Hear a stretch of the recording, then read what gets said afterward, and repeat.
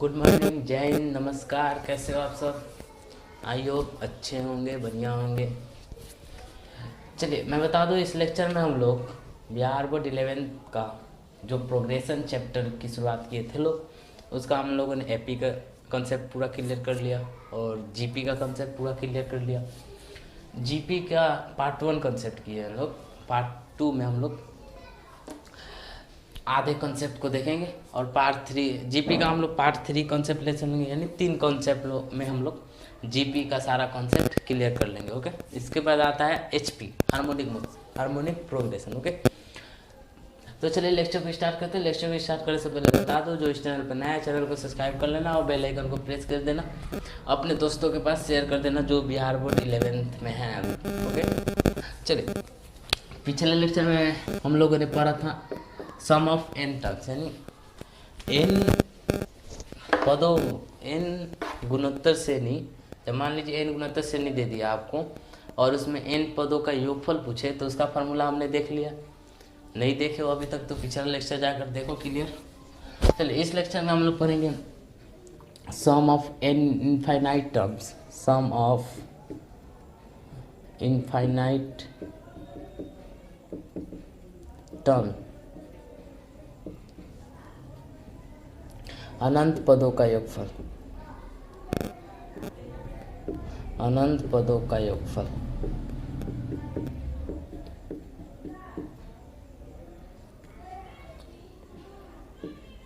देखिए जीपी के अनंत पदों का योगफल क्या होगा।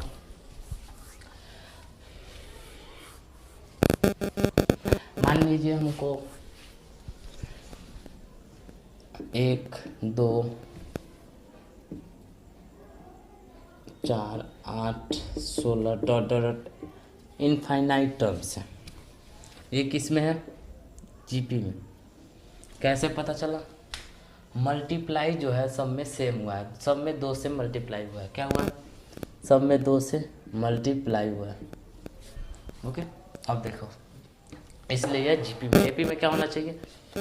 सबका अंतर सेम होना चाहिए, यानी जोड़ना अंतर दो, मतलब 2 पदों का अंतर सेम होना चाहिए। इसमें 2 पदों में सेम मल्टीप्लाई होना चाहिए। इतना क्लियर हो गया? अब देखो, सम ऑफ इनफाइनाइट टर्म्स का फॉर्मूला होता है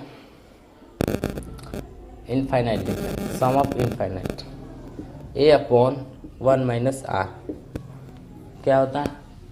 ए अपॉन 1 माइनस आर। अब बताओ, ए क्या है? हमारा फर्स्ट टर्म है। ए क्या है? First term. 1 क्या है? 1 तो 1 है। आर क्या है? एनीबडी, कोई बताओ आर क्या है? देखो, आर जो है सार्व अंतर है, सार्व अंतर। एपी में हम लोग सार्व अंतर कैसे निकालते थे? 2 टर्म्स, मतलब 2 पदों का अंतर निकालते थे, यानी second term minus first term. गुणोत्तर श्रेणी में आपको सार्व अंतर निकालना है, second term upon first term. मतलब क्या करना है? आपको अनुपात निकालना है, 2 टर्म का अनुपात, सेकेंड टर्म अपॉन, यानी सार्व अंतर हमारा यहाँ पे आर क्या हो जाएगा? 2 अपॉन 1 इक्वल टू 2।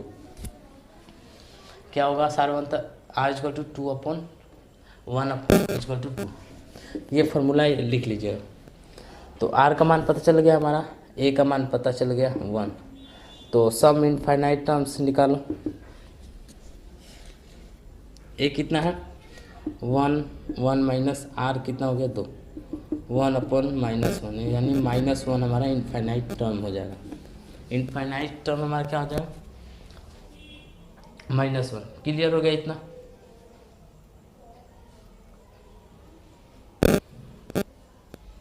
क्लियर हुआ कि नहीं? अब देखिए, अब कुछ नोट पॉइंट है। क्या है? नोट पॉइंट, नोट है। फर्स्ट नोट है, नोट करिए, समझिए पहले मेरी बात को। हम लोग एपी में पढ़े थे, कोई भी संख्या से, यानी कोई भी कांस्टेंट वैल्यू से आप एपी में मल्टीप्लाई कीजिए, ऐड कीजिए, घटाइए या गुना भाग कीजिए। ओके, तो क्या होता है? एपी में रहता है। इतना तो हमने एपी में पढ़ लिया था, लेकिन जीपी में क्या होता है? ओनली मल्टीप्लाई और भाग होता है। क्या होता है? ओनली, रिपीट, ओनली मल्टीप्लाई और भाग होता है। यानी कोई कांस्टेंट वैल्यू से आप एनी कांस्टेंट वैल्यू से आप जीपी के कोई पद यानी सारे पदों में आप गुना करिएगा तो जो आएगा वो जीपी में ही रहेगा। जैसे मान लीजिए ये आपका जीपी है, हम लोग मान लीजिए दो कांस्टेंट वैल्यू है, क्या कांस्टेंट है, दो को मान लेते हैं कांस्टेंट, कांस्टेंट मान लेते हैं वैल्यू, चर मान, अचर, अचर जो नहीं बदलता है, जिसका मान नहीं बदलता। अब देखिए दो अचर है, यानी सब में दो से मल्टीप्लाई कर रहे हैं तो क्या आया है, सब में दो से मल्टीप्लाई करो।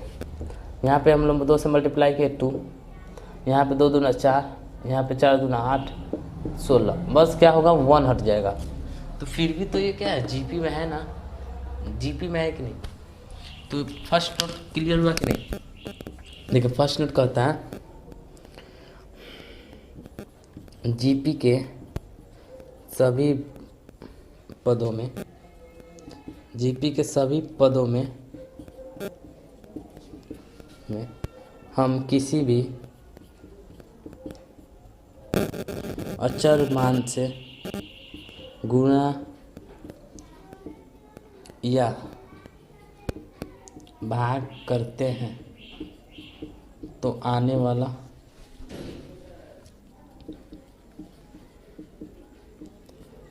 जीपी, आने वाला जो श्रेणी होगा, आने वाला श्रेणी जीपी में होता है। क्या होगा, जीपी में होता है। क्लियर हो गया। अब देखिए मैंने क्या लिखा, जीपी के सभी पदों में हम किसी भी अचर मान, यहाँ पे लिख दीजिए अचर मान लिख दिए यहाँ पे, अचर मान से गुना या भाग करते हैं तो आने वाला श्रेणी जीपी में ही होता है। फर्स्ट नोट क्लियर हो गया कि नहीं, इतना क्लियर करो पहले। अब देखो सेकंड नोट कहता है, लिख लो पहले, हो गया। अब देखिए अब जीपी के सारे पदों में आप क्या करिए, जीपी के सारे पदों का पावर कांस्टेंट कर दीजिए। मतलब जीपी के सारे जो पद हैं, पदों का पावर कांस्टेंट कर दीजिए, यानी अचर से अचर कर दीजिए, यानी सबका पावर सेम कर दीजिए। समझ, मान लीजिए 2 4 6 8 2 4 8 16 डॉट डॉट। ओके, इसका पावर 2 ले लीजिए, इसका भी पावर 2, इसका भी पावर 2, इसका क्या करिए, पावर को कांस्टेंट करिए, कांस्टेंट यानी सबका पावर सेम कर दीजिए। आप जीपी के सभी पदों में सबका मतलब सभी पदों का पावर सेम करोगे तो जो आएगा वैल्यू वो जीपी में ही रहेगा। 2 का पावर 2 4, 4 का स्क्वायर 16, 8 का स्क्वायर 64, ओके, 16 के साथ 256।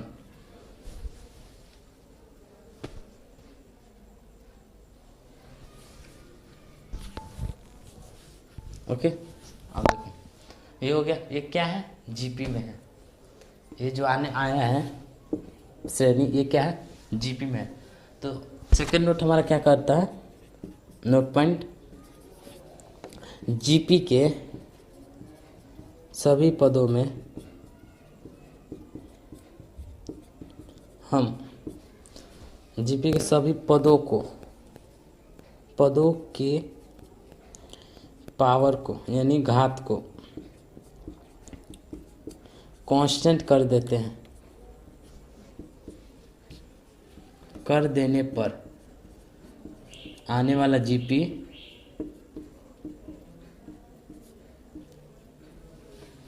आने वाला श्रेणी जीपी में ही रहता है, आने वाला श्रेणी जीपी में रहता है।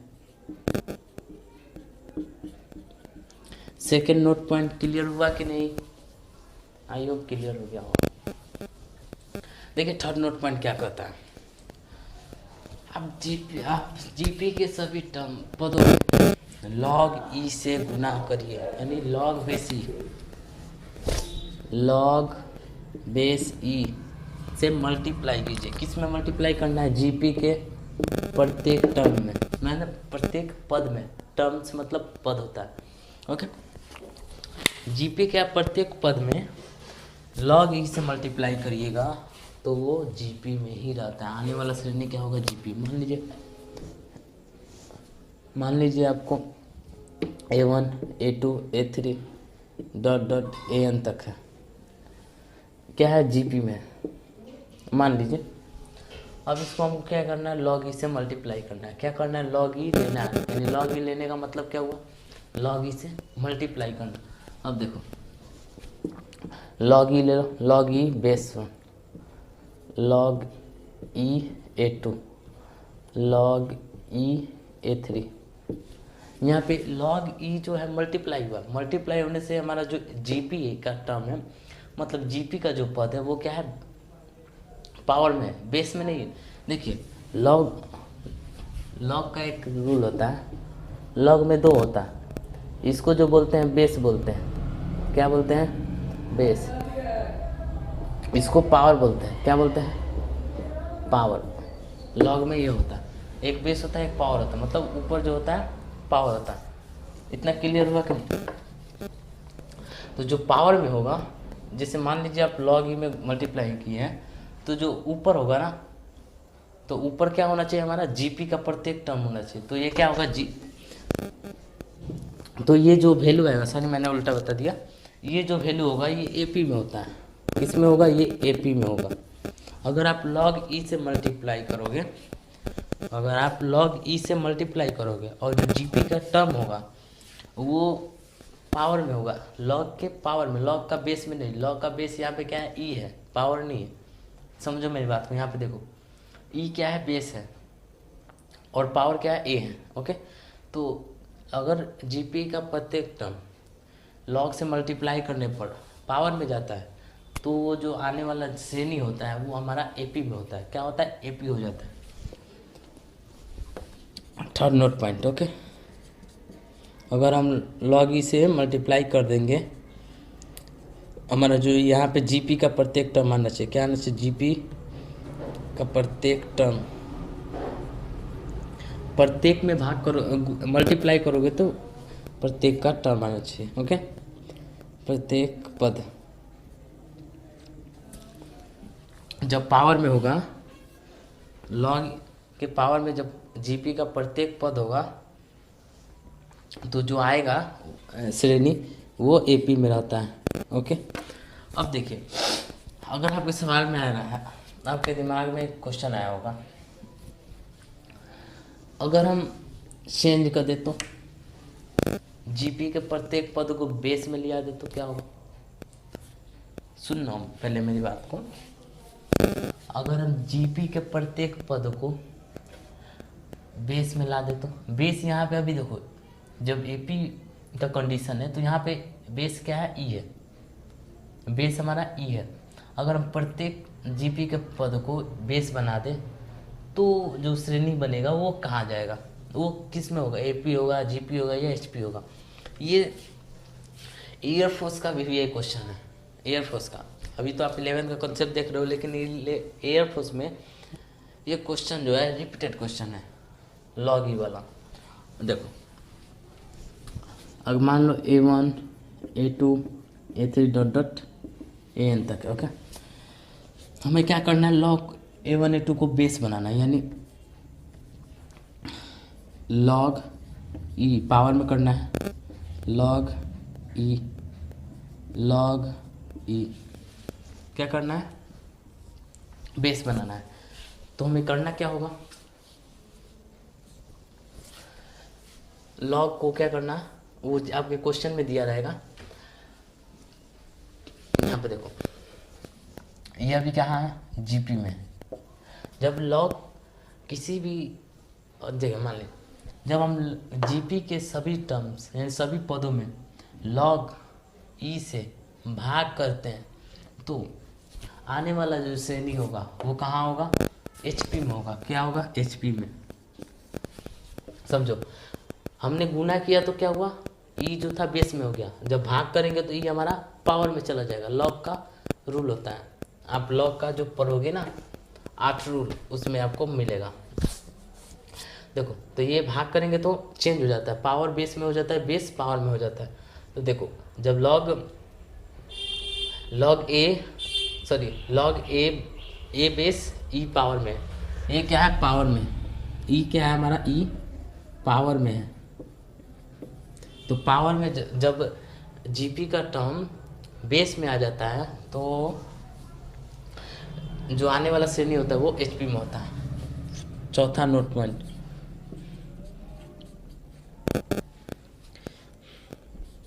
लॉग ए ई, मतलब ए नहीं लिखा, जीपी का टर्म लिख दे रहा है, जीपी का प्रत्येक पद, क्या जीपी का प्रत्येक पद। तो आने वाला जो श्रेणी होगा वो किस में होगा, एचपी में। ये जो 2 क्वेश्चन है ना, वीवीआई क्वेश्चन है आपका एएफ उसका, और 12th में नहीं पूछता है आपको, जो 5 मार्क्स, हाँ 5 मार्क्स में आपका ये एपीएच में नहीं पूछता, ये चेंज करने का पूछता है कि बेस को चेंज करिए और पावर को चेंज करिए, ये 5 मार्क्स में क्वेश्चन आता है। ये स्लाइड क्लियर हो गया, आई होप क्लियर हो गया होगा।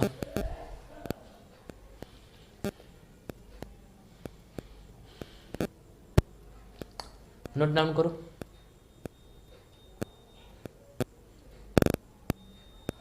चलिए आगे बढ़ते हैं।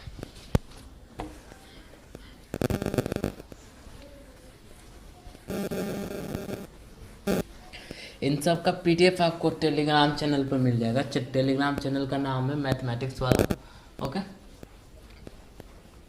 उसका लिंक डिस्क्रिप्शन में दे देंगे हम आपको। और आप लोग वीडियो को शेयर कर दीजिए, जो स्टूडेंट आपके संपर्क में है उनको आप शेयर कर दिया करो, ओके। चलो 5वां नोट पॉइंट देखते हैं।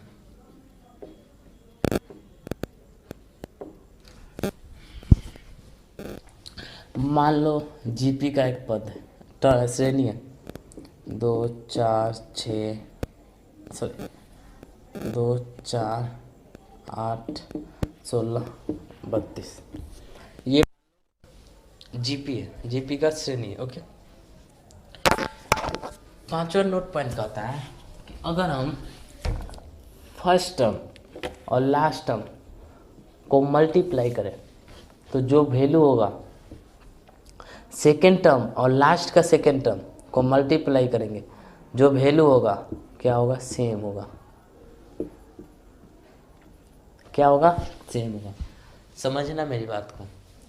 अगर हम फर्स्ट का मतलब प्रथम पद और अंतिम पद को मल्टीप्लाई करेंगे तो क्या होगा, हमारा जो वैल्यू आएगा, यहाँ पे कुछ तो वैल्यू आएगा ना, यहाँ पे जो वैल्यू आएगा सेकेंड टर्म और अंतिम सेकेंड मतलब एक कम, यानी अंतिम से दूसरा।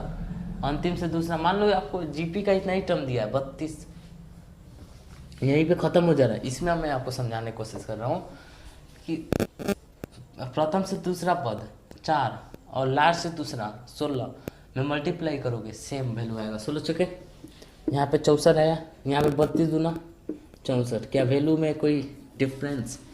जीपी का कंडीशन है, जीपी का कंडीशन में होता है कि आप प्रथम पद और अंतिम पद को मल्टीप्लाई करो और शुरू मतलब इसका और शुरू से सेकेंड टर्म और अंतिम से सेकेंड टर्म को मल्टीप्लाई करो, वैल्यू चेंज नहीं होता। इसका मतलब क्या हुआ, अगर हम जीपी के हिंदी में लिखते हैं, हम जीपी के शुरू से पदों में जीपी के अंत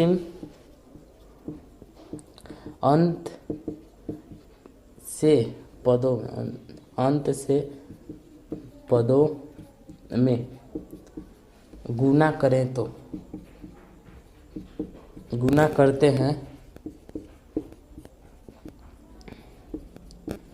तो वैल्यू जो होता है समान होता है। क्या होता है? जो आएगा वैल्यू वो क्या होगा? समान होगा। पांचवा नोट पॉइंट ये आपको यहाँ पे लिख लेना। जीपी के शुरू से मतलब शुरू से इधर बढ़ते जाओ, अंतिम से इधर बढ़ते जाओ। जिसका जो अंतिम मतलब मान लो आपको 6 टर्म दे दिया, 3 2 5 दे दिया, ओके।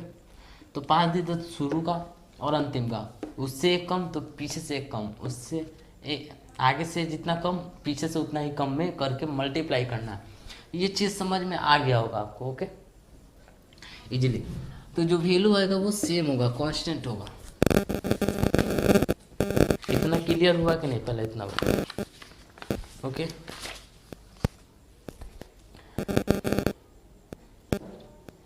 अब देखिए लास्ट इस लेक्चर का टॉपिक देखते हैं हम लोग। मान लो आपको ये नोट पॉइंट क्लियर हो गया। अब देखो आपको मान लो जीपी दे दिया 2 4 8 3 जीपी दे दिया। ये जीपी नहीं दे रहे, ये नंबर दे दिया आपको। मान लो 2 4 8 8 ये आपको नंबर दे दे। अब अगर ये कहे कि बताइए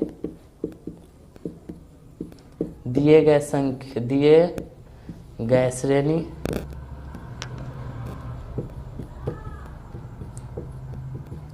जीपी में है या नहीं,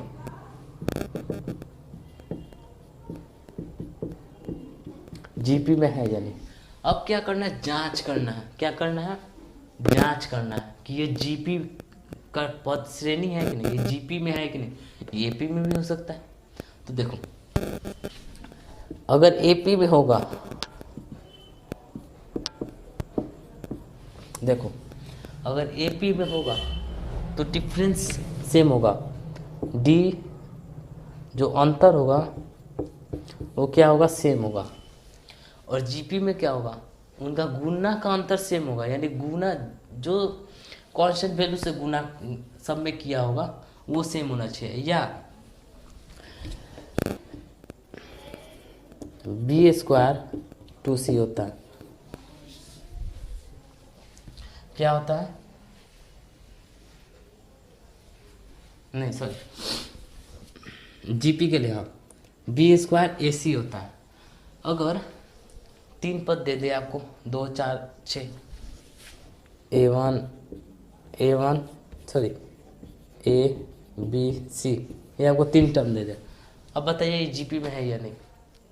इसको कैसे बताओगे कि जीपी में है या नहीं? नंबर को तो तुमने गुना का अंतर देख लिया, सेम है, सब में 2 से मल्टीप्लाई है, इसमें कितना से मल्टीप्लाई है तुमको थोड़ी ना पता है। तो इसको कैसे पहचानोगे? इसका एक फॉर्मूला है, बी स्क्वायर बराबर AC। आपको क्या जांचना होगा? पहले बी का स्क्वायर करना होगा और दोनों का मल्टीप्लाई करना होगा, ओके। ये क्लियर हुआ कि नहीं फॉर्मूला?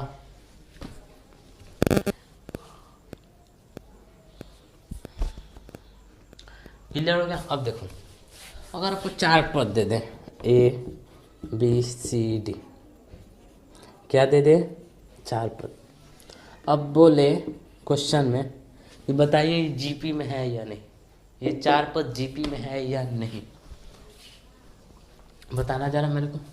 ये जीपी में है या नहीं बता दोगे? आंसर मिल जाए इसका तो कमेंट में टाइप कर देना। देखो इसका फॉर्मूला हो जाएगा, अंतिम से का मल्टीप्लाई करो और बीच का मल्टीप्लाई करो, क्या होगा? कांस्टेंट वैल्यू आएगा। कांस्टेंट मतलब समान, तो बराबर कर देंगे हम लोग ADBC। क्या होगा? ADBC। यही लॉजिक लग रहा है, ये लॉजिक। आपको 6 दे दे तो ABCDEF। अब बताओ ये जीपी में है या नहीं, बता दो। जीपी में है या नहीं? 4 पद का तो तुमने बता दिया, 6 पद का बताओ, जबकि 6 पद का कोई फॉर्मूला होता नहीं है। तो देखो कैसे पता करना, इस तरीका, ये मेथड से। शुरू का फर्स्ट टर्म और लास्ट टर्म, शुरू से एक ज़्यादा, सेकेंड टर्म लास्ट से सेकेंड टर्म मल्टीप्लाई करो, बराबर होगा AF बराबर BE। अगर ये दोनों बराबर हो गया तो बता देना जी इसका अगर ये दोनों बराबर हो गया तो बता देना कि जीपी में है। क्या है?